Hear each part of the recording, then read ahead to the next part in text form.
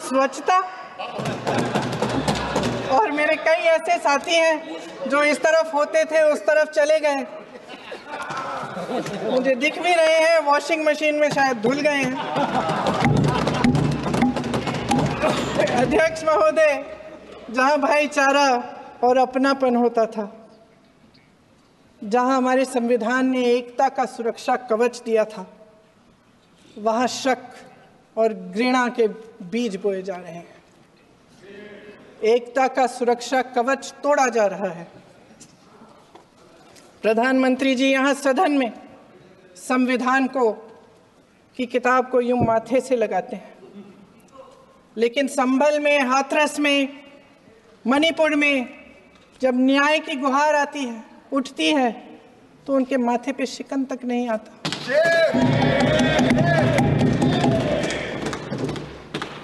शायद समझ नहीं पाए हैं कि भारत का संविधान संघ का विधान नहीं है।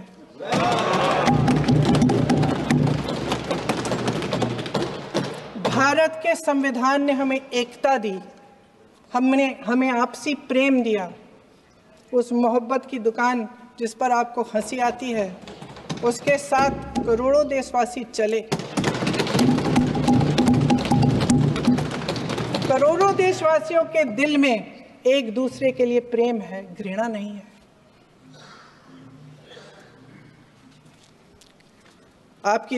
इनकी जो विभाजनकारी नीतियां हैं, उसका नतीजा हम रोज देखते हैं।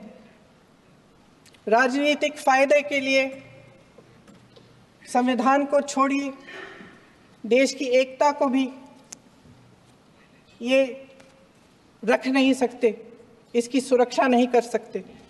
हमने संभल में देखा, मणिपुर में देखा। दरअसल इनका कहना है कि अलग अलग इस देश के अलग अलग हिस्से हैं। कैमरा। लेकिन हमारा संविधान कहता है कि ये देश एक है और ये देश एक रहेगा। जहां खुला विवाद होता था, अभिव्यक्ति का सुरक्षा कवच होता था, इन्होंने भय का माहौल पैदा किया है। सत्ता पक्ष के मेरे साथी अक्सर 75 सालों की बात करते हैं, लेकिन इन 75 सालों में ये उम्मीद, आशा, ये अभिव्यक्ति की ज्योति कभी थमी नहीं, कभी बुझी नहीं। इस देश की जनता ने खुलकर आलोचना की, निडर होकर धरने किए, प्रदर्शन किए।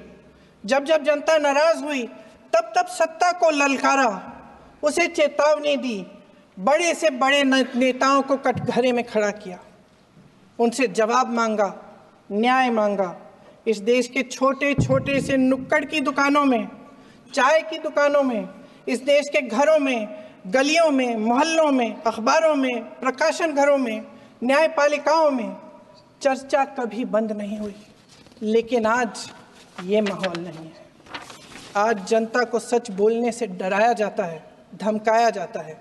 पत्रकार हो या विपक्ष का नेता हो या किसी यूनिवर्सिटी का प्रोफेसर हो, छात्र संघ हो या कर्मचारियों का संगठन हो, सबका मुंह बंद कराया जाता है। किसी पे ईडी, किसी पे सीबीआई, किसी पे इनकम टैक्स, फर्जी मुकदमे लगवाए जाते हैं, जेल में डाल दिया जाता है। विपक्षी नेताओं को जेल में डाल दिया जाता है, उनको सताया जाता है। किसी को नहीं छोड़ा इस सरकार ने। देशद्रोही कह कह के उत्तर प्रदेश में मुझे याद है कुछ अध्यापिकाएं प्रदर्शन कर रही थी, उन पर मुकदमा डाल दिया देशद्रोही का, उन्हें देशद्रोही कह दिया।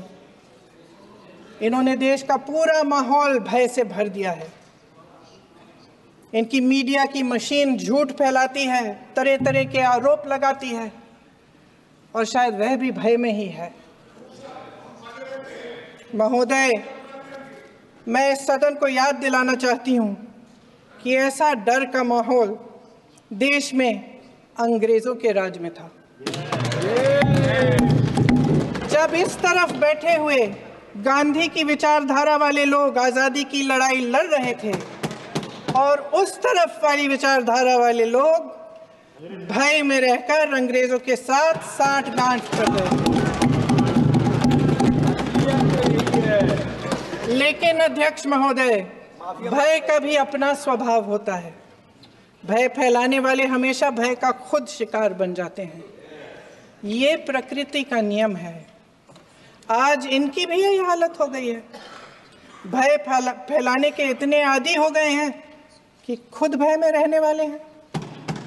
चर्चा से डरते हैं, आलोचना से घबराते हैं।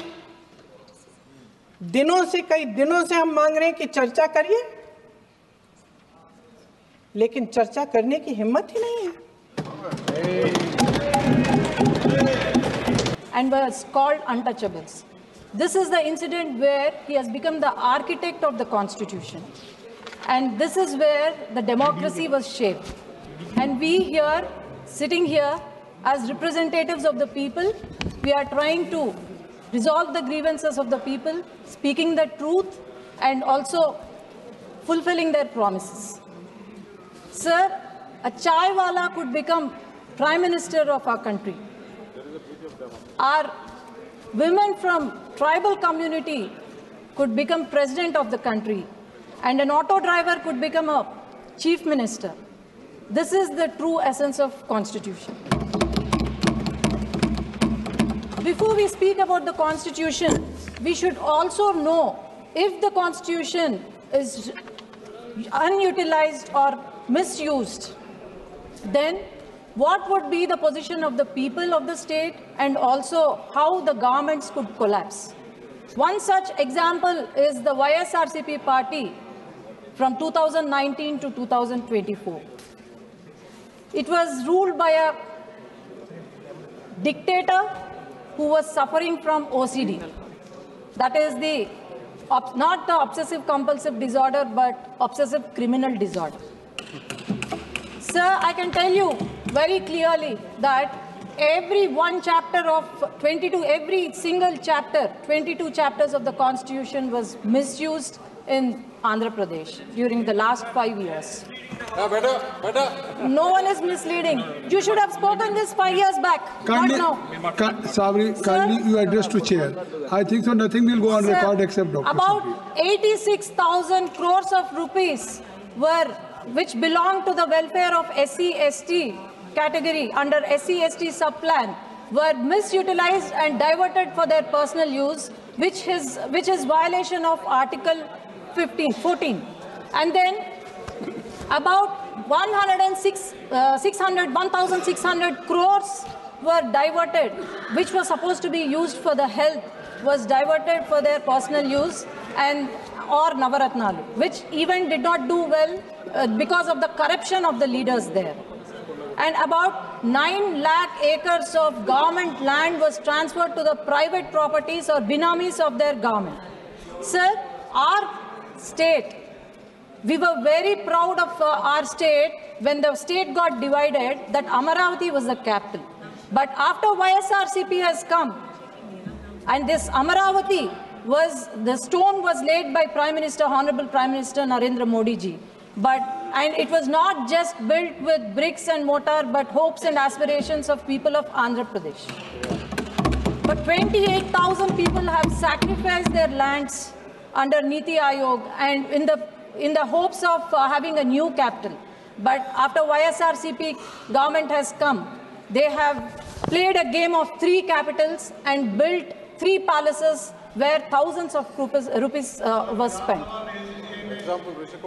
Example was the Rishikonda Palace. Sir, as I tell you, the volunteer system that has brought by the YSRCP government, they were just the pawns in their political game. And they were used for election campaigning.